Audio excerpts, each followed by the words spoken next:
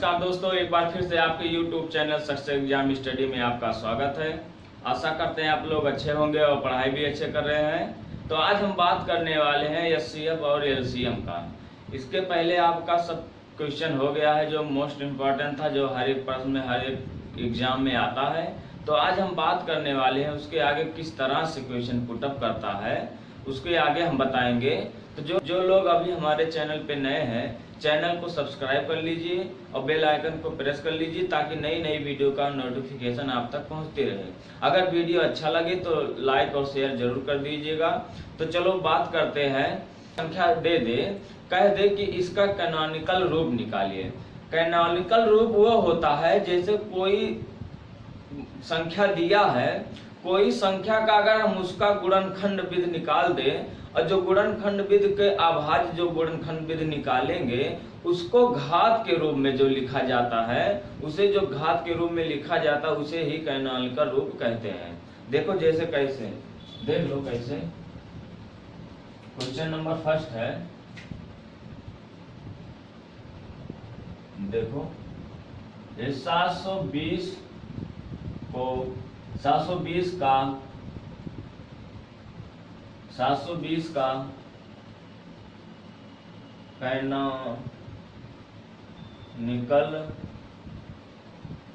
Canonical रूप है।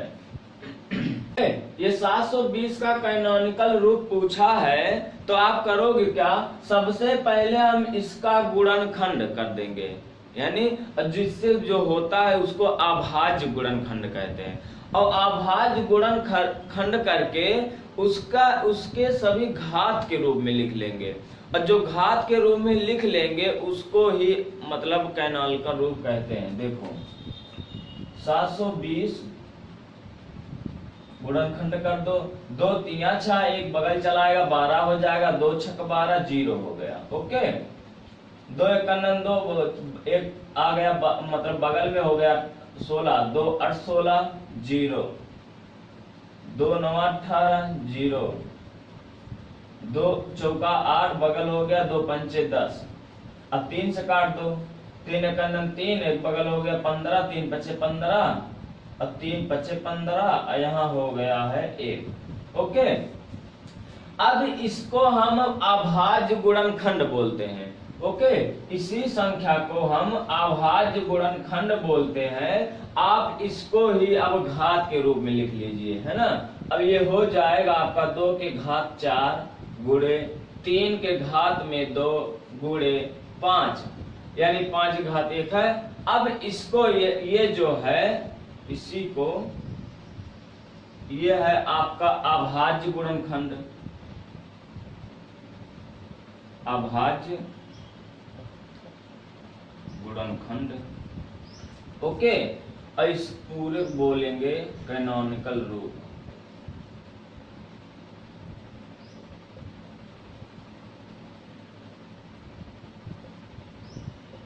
Okay, इसी को आप बोलते हैं, बहुत ही सरल है, बहुत ही आसान है। बस आपको केवल गुणनखंड करना है। अभाज्य गुणनखंड को जो घात के रूप में लिख लेंगे उसी पूरी संख्या को आप कैनोनिकल रूप कहते हैं। ओके, एकदम समझ गए। चलो एक क्वेश्चन और देख लो ताकि एकदम क्लियर हो जाए। इतना समझ गए ना। एक क्वेश्चन और देख लो, क्वेश्चन नंबर 2, 432। अब 432 का आपको कैनोनिकल रूप बताना है तो सबसे पहले आप इसका अभाज्य गुणनखंड कर दो। देखो 2 दूना 4, 2 1 2, 2 6 12। ओके, 2 1 0 हो जाएगा, 2 8 16, क्योंकि जब हम दहाई में काट रहा है तो बीच में 0 लगेगा, बताए थे ना। तो और काट दो, 2 पंचे 10, 2 चौका 8, 2 दूना 4, 2 7 14, 3 से काट दो, 3 9 27, 3 त्रिका 9, 3 1 3 हो गया। अब इसी अभाज्य गुणनखंड को हम घात के रूप में लिख लेंगे। जब घात के रूप में लिख लेंगे तो आपका हो जाएगा 2 के घात में 4 गुणे 3 के घात में 3, 3 के घात में 3। अब इसी का हम अभाज्य गुणनखंड इसे कहते हैं अभाज्य गुणनखंड। ओके, अब इसको पूरा हम कहेंगे कैनोनिकल रूप।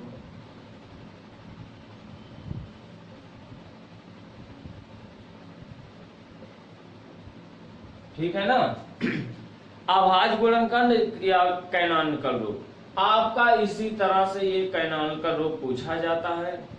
अगर पेपर में आ जाए तो आप आसानी से हल कर सकते हो। ठीक है ना।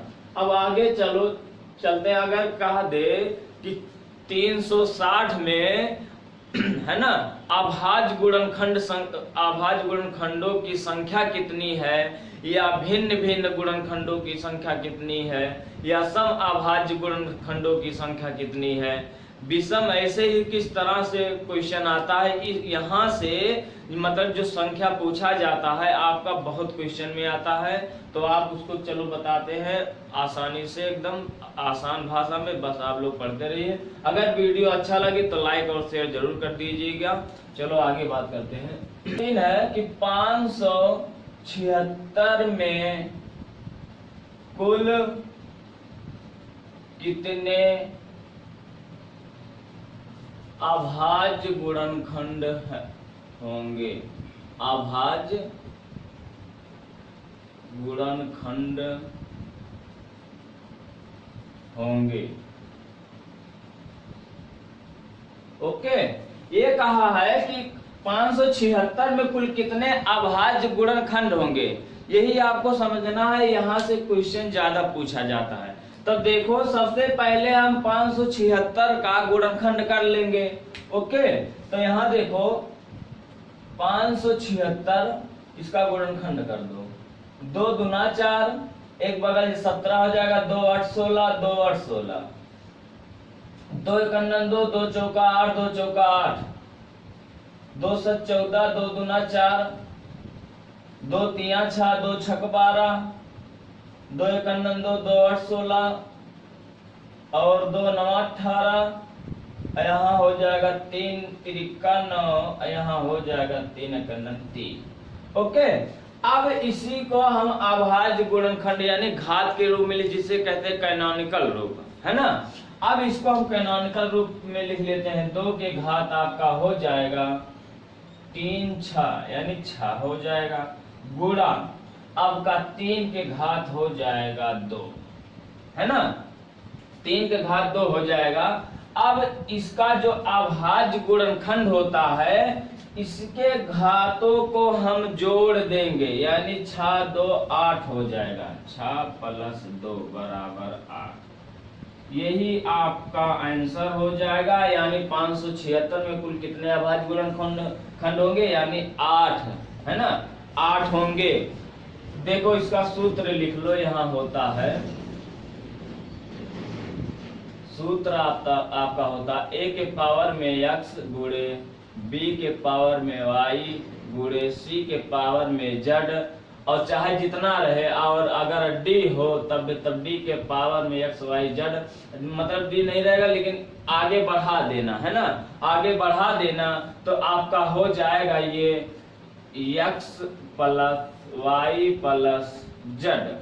ये अभाज्य गुणनखंड का सूत्र है ना।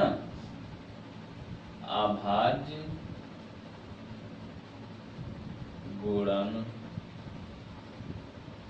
गुणनखंड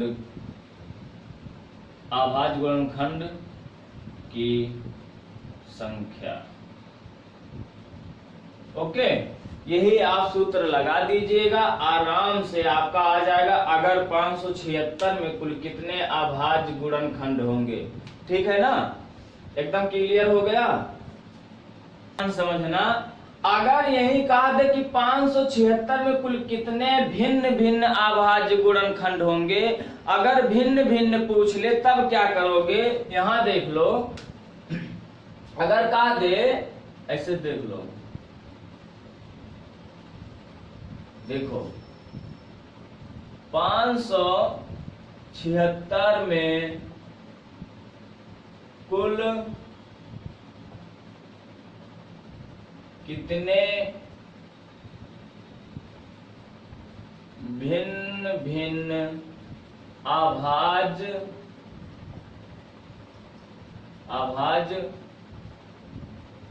गुणनखंड होंगे।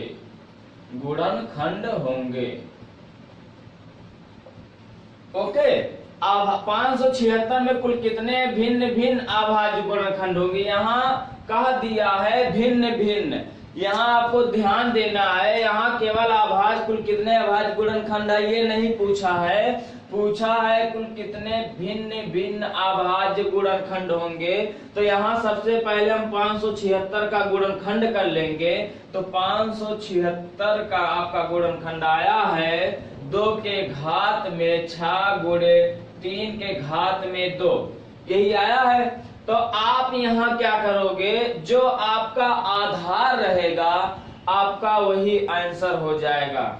ओके, तो आपका आधार ये है 2 और 3, यानी हो जाएगा 2 और प्लस नहीं 1 और 2, है ना, मतलब यही आपका हो जाएगा 1 2, यानी आप आधार जो है आपका 2 है ना, आधार यहाँ भी एक, मतलब एक बार यहाँ 1 है यहाँ, यानी अभाज्य जो है आपका 2 बार है, यानी आपका यही हो जाएगा 2। ओके, आपका आधारों की संख्या ही आपका भिन्न भिन्न आंसर होगा। यहाँ नोट करके लिख लो, यदि भिन्न भिन्न अभाज्य गुणनखंड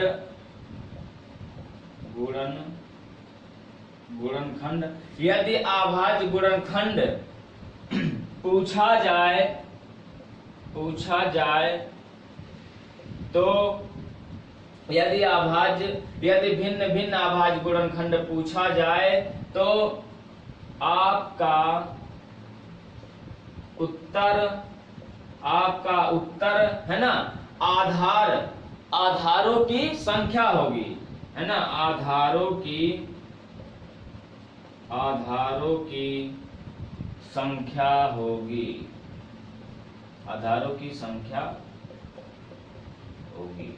ओके, क्लियर हो गया ना।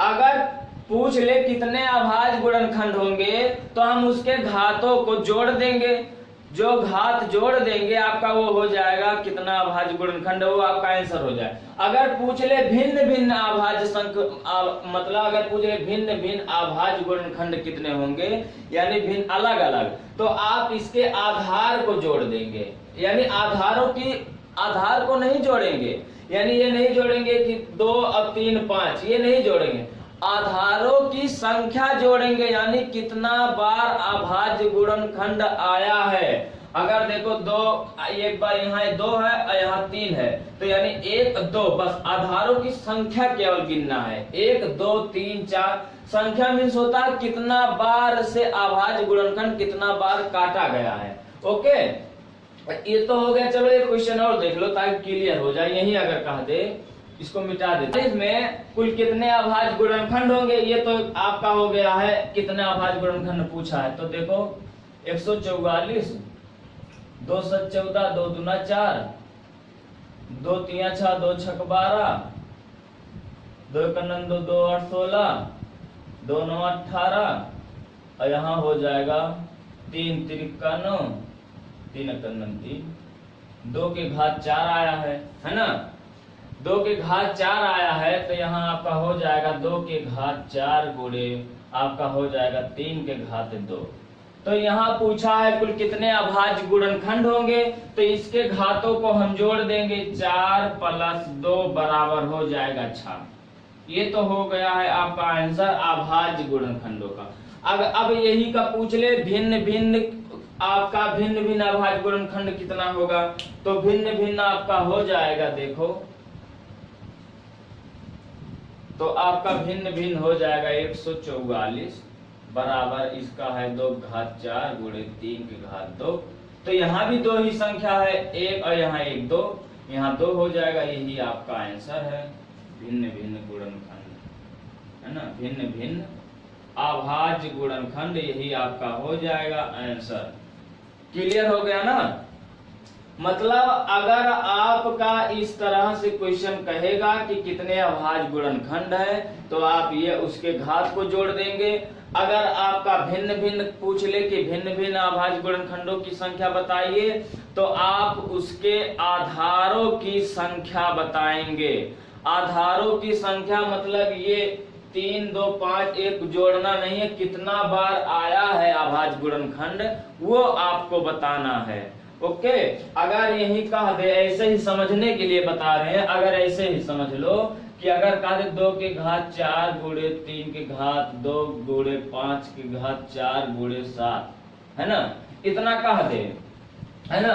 अब यहाँ पूछ ले, इसका सबसे पहले पूछ ले अभाज्य गुणनखंड की संख्या बताइए। तो अभाज्य गुणनखंड की संख्या आपका हो जाएगा, इसके घात को जोड़ देंगे तो इसके घात हो जाएगा आपका, देखो 4 + 2 + 4 और 7 के घात में 1 है +1, 5 और 4 2 6, 6 5 11, ये अभाज्य गुणनखंड है ना, अभाज्य गुणनखंड है ये, तो आपका अभाज्य गुणनखंड ये आंसर। अगर यही इसका कह दे कि आप भिन्न भिन्न अभाज्य गुणनखंड की संख्या बताइए, भिन्न भिन्न यानी अलग अलग, तब क्या करोगे, इसी का सभी संख्या को जोड़ दो।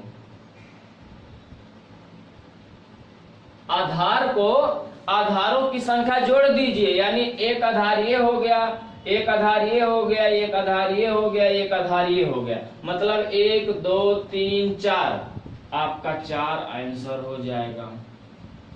अब हमें लग रहा कि आप लोगों को एकदम क्लियर हो गया है, एकदम कहीं भी कंफ्यूजन नहीं है। मतलब अगर भिन्न भिन्न अभाज्य गुणनखंड पूछे तब आधारों, ये जो आधार है इसकी संख्या को हम गिन लेंगे, वही आपको बताना है। और अगर आप अभाज्य केवल पूछा है तो घातों को जोड़ देंगे। ओके, एकदम क्लियर हो गया। चलो तब आगे चलते हैं, आगे किस तरह क्वेश्चन पुट अप करता है देखो।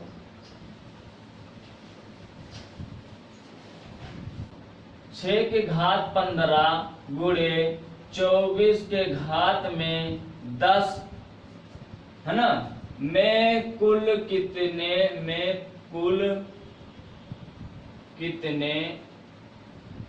अभाज्य गुणनखंड होंगे, अभाज्य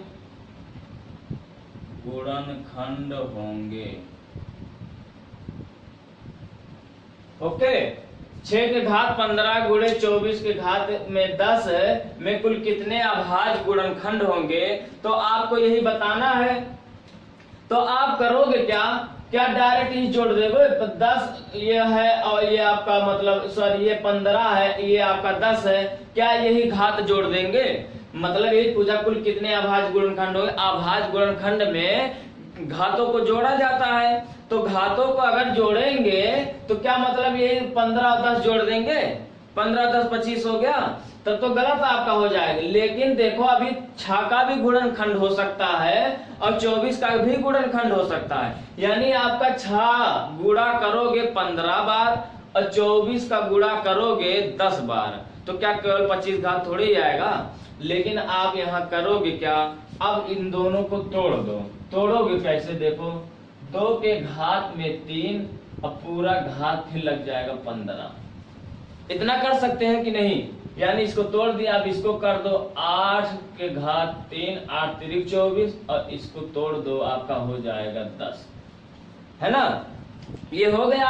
अब ध्यान से समझना, इसको हम कर सकते हैं 2 के घात 15 गुणे 3 के घात में 15 गुणे, अब इसका कर सकते हैं 8 के घात में 10, ओके, अब गुणे यहाँ कर सकते हैं 3 के घात में 10, इतना कर सकते हैं। अभी भी देखो जोड़ नहीं सकते, क्यों, क्योंकि अभी भी 8 का गुणनखंड हो सकता है, क्योंकि इसमें 8 अभी है। ये नहीं कि 8 का गुणा 10 बार कर दे हो जाए, तब तो बहुत लंबा हो जाएगा, मतलब उसको जोड़ने में गलती हो जाएगी। तो अभी भी 8 का गुणनखंड हो सकता है। तो यहाँ देखो 2 के घात में 15 और गुणे 3 के घात में 15 गुणे यहाँ हो जाएगा 2 के घात 3 और पूरे का हो जाएगा 10 गुणे 3 के घात में 10। आप लोग को बताए थे अगर घात के ऊपर घात लगा रहता है तो उसका गुणा हो जाता है, यही तो बताए थे। मतलब आपका सरलीकरण जो घातांक में आपको बताए थे कि अगर घात के ऊपर घात है तो उसका गुणा हो जाता है। देखो अगर 2 की घात 3 कर दिए हैं तो यही तो होगा।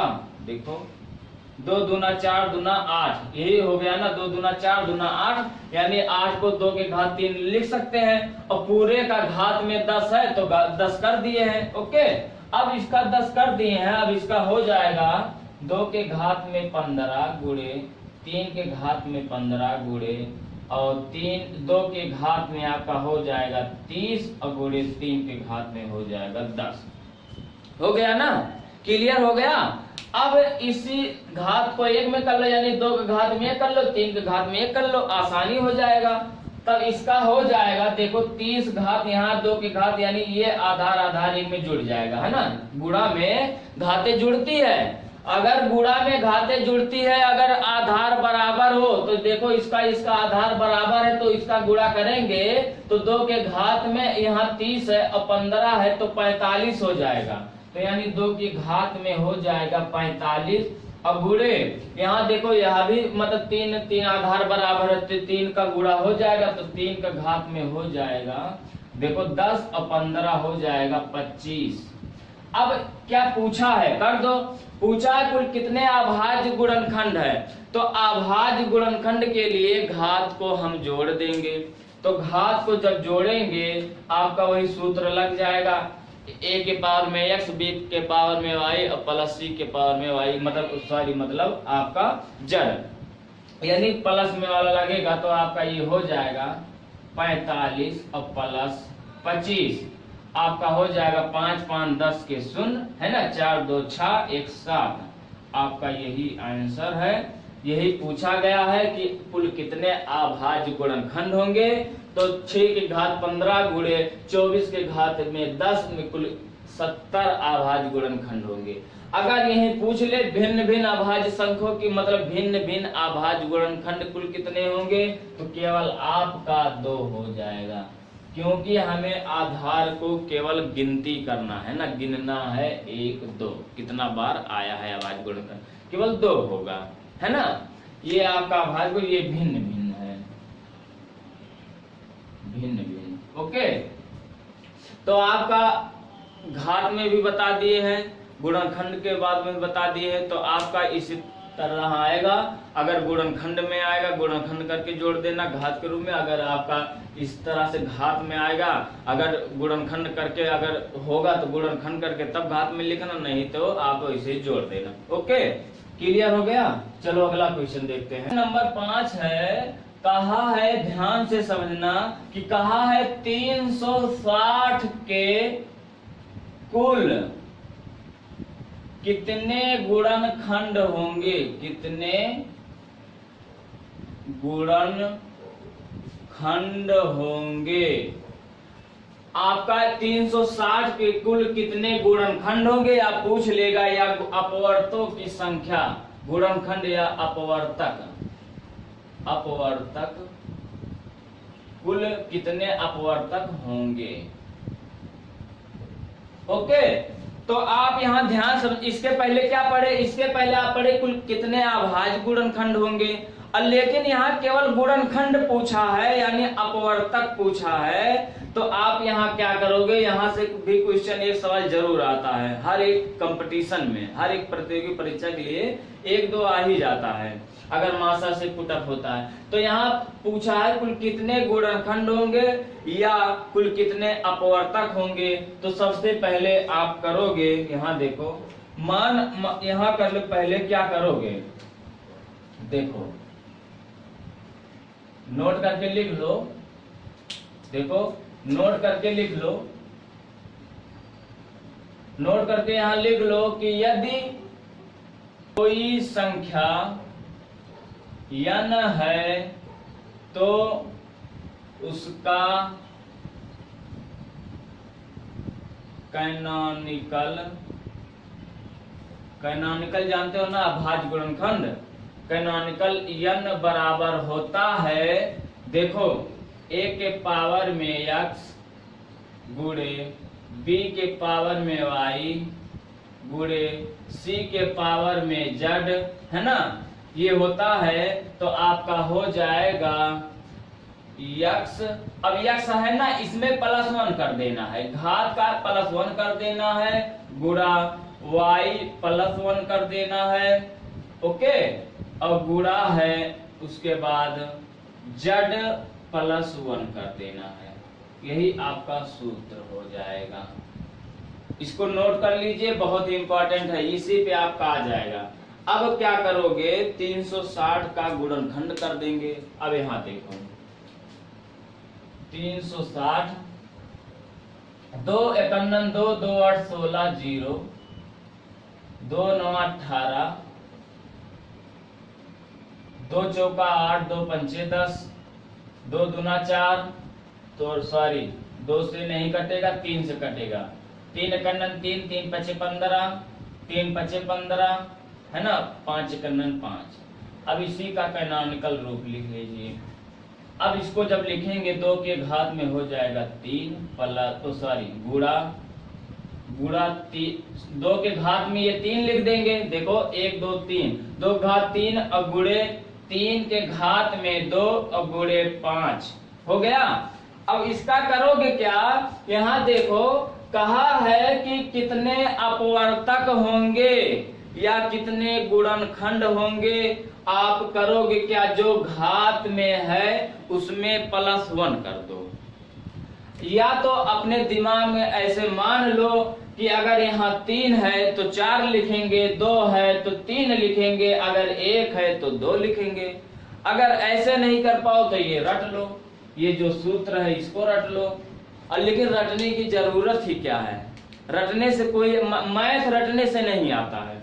तो यहाँ इसी को आप मतलब यहाँ 3 है तो 1 कर दो, यानी 1 एक्स्ट्रा जोड़ना है तो हम जोड़ दे रहे हैं। अब इसके बाद आप अपने मन से ऐसे ही कर देना। यहाँ 3 है तो यहाँ हो जाएगा 3 + 1, उसके बाद आपका 2 है तो 2 + 1, उसके बाद यहाँ देखो घात 1 है तो 1 + 1, तो यहाँ हो जाएगा 4 गुणे 3 गुणे 2 बराबर हो जाएगा 4 4 तिया 12 12 दूना 24। आपका यही आंसर हो जाएगा 24। यही आपका क्लियर मतलब एकदम आंसर हो जाएगा। अब देखो क्या करोगे, ये तो हम इस सूत्र पे रख दिए। अगर ये आपको नया केवल आपको अपवर्तक पूछ ले, यानी कितने अपवर्तक हैं या कितने गुणनखंड हैं, तो आप जो घात रहेगा उसको उसमें हम 1 जोड़ देंगे और सभी घातों का हम गुणा कर देंगे। यानी देखो यहाँ 3 घात है 4 लिख देंगे, 2 है तो 3 लिख देंगे, 5 है यानी 1 घात है यानी यहाँ कुछ नहीं है तो यानी 2 कर देंगे। अगर यहाँ 7 होता तो 8 कर देते, 9 होता 10 कर देते। मतलब ये मतलब हमें जोड़ के अब सभी घातों का गुणा कर देंगे। ओके, क्लियर हो गया। अब आगे चलो, देखो एक क्वेश्चन और देख लो। 512 के कुल कितने गुणनखंड या अपवर्तक होंगे। तो 512 को हम सबसे पहले गुणनखंड विधि से काट देंगे। 2 दूना 4, 1 यहाँ हो गया तो यहाँ हो जाएगा 11, 2 पंचे 10, यहाँ चला गया 2 छक 12।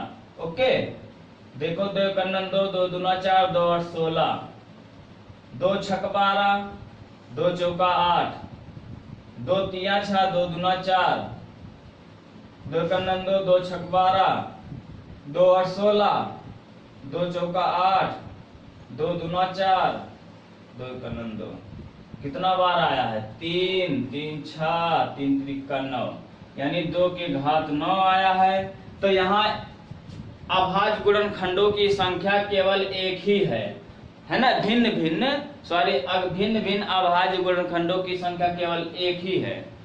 अब लेकिन यहाँ पूछा है गुणनखंड या अपवर्तक बताना है, तो यहाँ केवल x है तो यहाँ आपका हो जाएगा 10, यानी 9 और +1 10, यही आपका आंसर हो जाएगा, है ना, यही आपका आंसर हो जाएगा। ऐसे ही क्वेश्चन आता है। अब आगे चलते हैं, किस तरह से पूछा। अगर यही योग कह दे, है ना, अगर यही आपका योग कह दे कि 512 में कुल कितने गुणनखंड यानी जो गुणनखंड है उनका योग कितना आया है, तब क्या करोगे।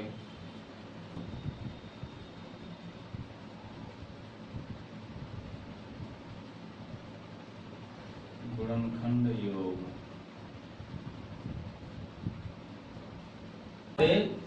144 में कुल गुणनखंड का योग बताइए। कुल गुणनखंडों का योग बताइए। ओके, 44 में कुल गुणनखंडों का योग बताइए। कुल मीन्स होता है सभी जितना है, यानी 144 में जितना है सभी गुणनखंड का योग बताना है। तो आप करोगे क्या, सबसे पहले 144 को हम गुणनखंड कर लेंगे।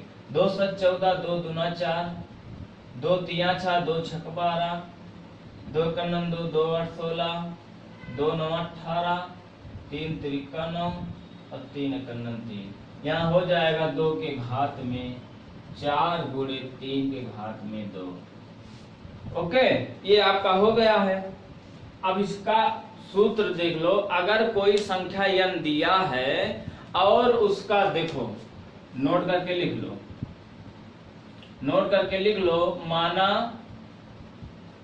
कोई संख्या n, कोई संख्या